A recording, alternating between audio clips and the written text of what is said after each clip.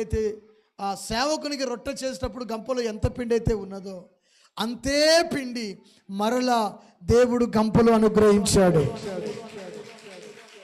బుడ్డిలో కొంచెము నూనె, గంపలో తొట్టిలో కొంచెము పిండి. అక్కడ రాసిన మాట ఏమిటంటే, యెహోవా భూమి మీద వర్షము కురిపించేంత వరకు.